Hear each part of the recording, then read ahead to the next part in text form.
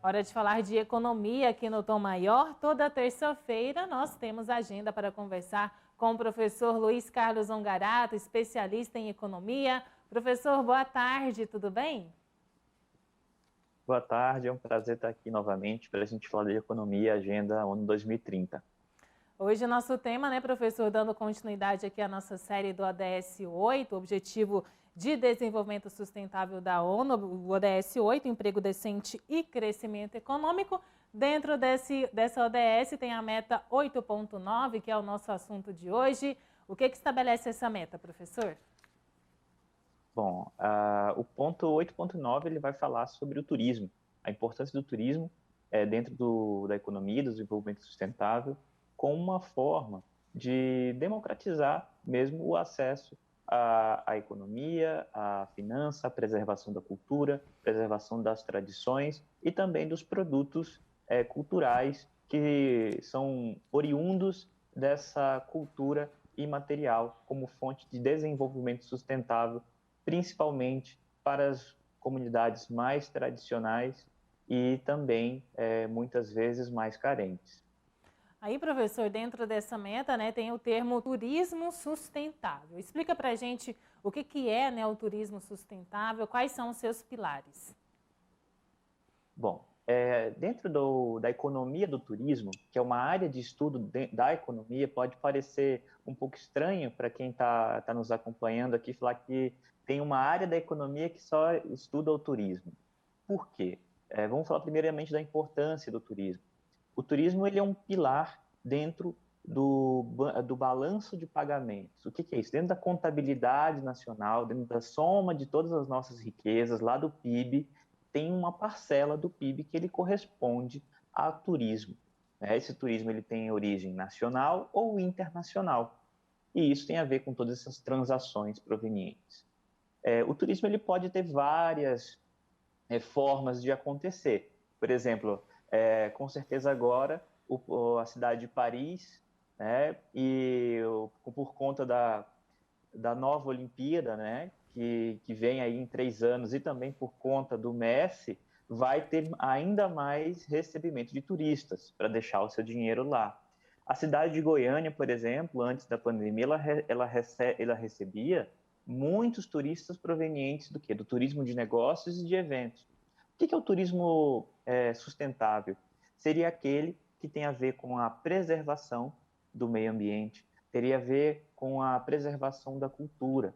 Vou imaginar que a nossa cidade, por mais que ela, aqui em Goiânia, por mais que ela não seja centenária, né, como as outras capitais, ela tem também um quê cultural, um circuito cultural dentro dela, que isso atrai turistas de outras cidades, outros estados e até mesmo de outros países.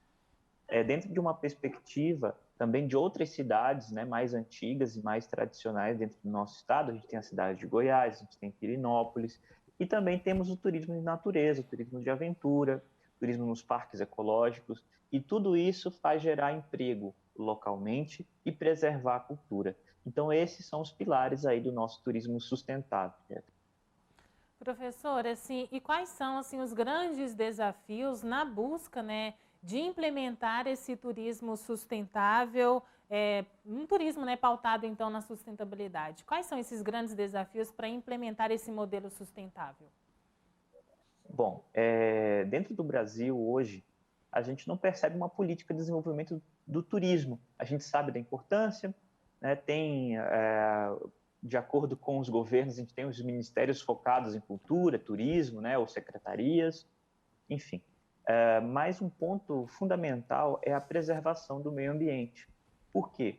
A gente sabe que é muito mais valioso para um país, por exemplo, um parque, uma reserva, um rio, um ecossistema preservado, porque com isso, se você tem uma política de atração de turistas e de investimento, por exemplo, nesses parques ou nessas áreas, grandes áreas de reservas, você montar infraestruturas para receber essas pessoas, a cidade e o estado que recebe esse turista é como se ele criasse um dinheiro, uma circulação monetária que não é inerente dali.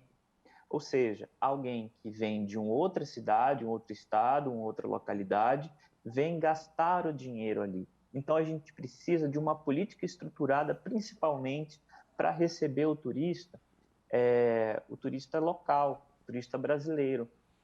Muito do nosso dinheiro de turismo ele é gasto lá fora. Isso causa um problema até na nossa balança, no nosso balanço de pagamentos, porque a gente gasta muito mais dinheiro fora do Brasil do que dentro do Brasil com o turismo. Tá? Então, é uma política de promoção. Então, quando a gente fala de turismo, a gente fala de criação e manutenção de estruturas, manutenção também cultural e da promoção para atrair essas pessoas, fazer conhecer tudo aquilo que é de bonito, né, dentro do nosso estado, por exemplo.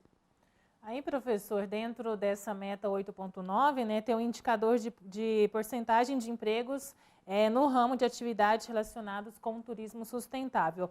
Mas quais são esses empregos que estão ligados no ramo da atividade do turismo sustentável? Quais são essas principais atividades, professor? Bom, o turismo, ele emprega muita gente, porque ele é uma cadeia, né? Então, a gente não tem o turismo somente na hospedagem, a gente tem toda a parte de gastronomia, a parte de transporte, de lazer, a parte de compras, a parte de preservação cultural, com espetáculos, músicas, teatro, né? E tudo isso o turista ele consome. O turista ele vem, ele chega na nossa cidade sem nada, vamos colocar assim, ele vai consumir tudo ali. Então ele vai acabar consumindo muitos serviços que geram uma quantidade muito grande de empregos. Tanto é que durante a pandemia o setor que mais sofre com o fechamento de postos de emprego é justamente a área do turismo. Então, quando a gente fala de um turismo sustentável, a gente está falando também de gerar emprego para preservação cultural e preservação também dos ecossistemas. E isso são ativos econômicos que são imensuráveis.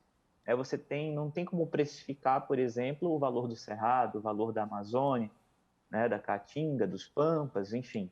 Você não tem como mensurar esse valor porque ele vale muito mais do que o valor do próprio território. Você tem como gerar riquezas. Por exemplo, à luz de outras grandes cidades do mundo, como Paris, Roma, Madrid, Barcelona, que elas vivem muito em função do turismo, né, recebendo ali milhões de turistas todos os anos e movimentando a economia dessas cidades, gerando milhares, milhões aí de empregos.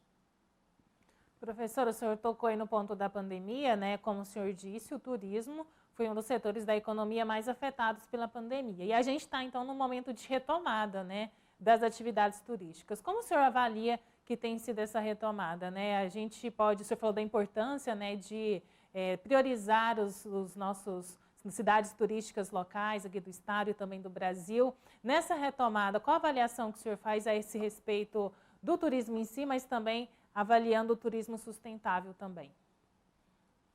Bom, o brasileiro hoje, ele está, vamos colocar assim, proibido de sair do Brasil, né, por conta dessas restrições sanitárias. Isso tem feito com que o turismo dentro do Brasil, o brasileiro passou a conhecer mais o seu próprio território, né? E é muito interessante quando a gente fala de turismo sustentável, porque um indicador interessante foi que o turismo em zonas rurais, zonas do interior, tem aumentado muito. Aquele turismo que você pode sair, entrar em contato com a natureza, ir de carro, ou alugar um carro e passar tempo, né, ali com as pessoas em lugares amplos. Então, isso aumentou muito com a pandemia e ali isso vai ajudar muito a retomada. O ideal é que houvesse realmente uma política de manutenção de promoção, que não só houvesse apenas um momento de uma oportunidade caso a gente não possa sair do nosso país. Automaticamente os grandes centros, as praias estão todas recebendo aí normalmente os turistas. E a gente precisa manter esse nível de atividade também crescente no pós-pandemia. Então, com certeza, né, a questão do isolamento social e também dessas restrições impostas por outros países, então está influenciando nessa questão do turismo local, né, professor? Sim, isso mesmo, essa questão de restrições, mas a gente tem que aproveitar para quê? Aquele grande momento para não somente quando a gente não puder ir para fora, mas se a gente puder permanecer, a gente consegue levar mais desenvolvimento sustentável para dentro do nosso país. Professor, e que grande exemplo, ou exemplos, né, o Brasil tem para compartilhar de cidades ou lugares que conseguem proporcionar esse turismo sustentável? Bom, dentro do turismo sustentável, a gente tem toda a parte que tem a ver com natureza. Então, temos todos os parques das Chapadas, né, Chapada dos Veadeiros, Chapada Diamantina, nós temos a questão de praias, nós temos as cavernas, as cachoeiras, né, tudo isso que tem a ver com natureza, tem a ver com preservação rural. Em outros locais, em outros estados, também era comum a própria visitação a aldeias indígenas, as comunidades ribeirinhas. Cada estado, o Brasil, ele tem uma riqueza muito grande de você poder visitar cada estado e cada estado ter uma cultura, e essa cultura ligada à natureza. Então, tudo aquilo que vai envolver essas belezas naturais, a gente está falando de turismo também sustentável. O turismo sustentável, ele também é presente dentro, como a ONU categoriza, dentro dos grandes centros, quando a gente fala da preservação cultural, de culturas tradicionais que também existem dentro das grandes cidades. Se a gente vai, por exemplo, às capitais do Nordeste, nomeadamente, por exemplo, Salvador, você consegue ver uma cultura tradicional realmente preservada em algumas regiões. É interessante também a gente ver outros exemplos internacionais de turismo sustentável. Um país que é super conhecido pelo seu turismo sustentável e turismo de aventura é a Costa Rica.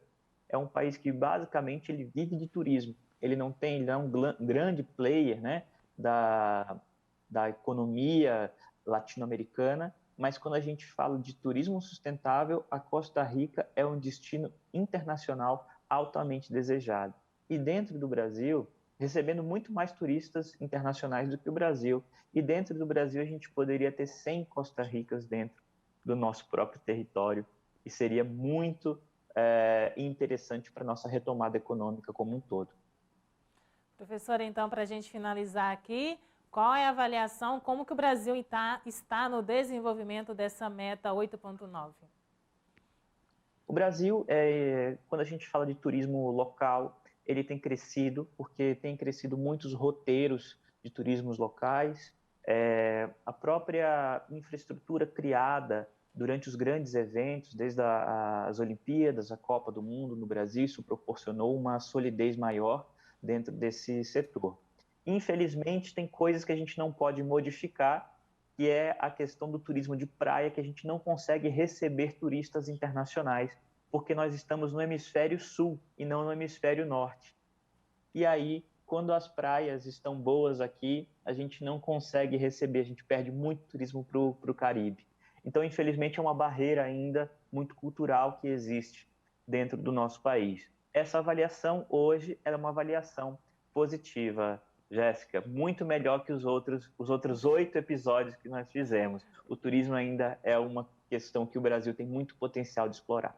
Olha, desde que eu estou aqui, professora, acho que é a primeira vez que a gente tem assim, uma avaliação positiva de uma meta dessas, né, que está no ODS 8.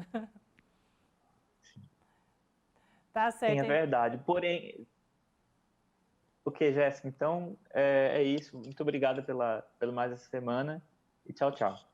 Muito obrigada, professor Luiz Carlos Ongarato, participa aqui com a gente todas as terças-feiras. Até terça que vem, professor. Até terça que vem. Obrigado.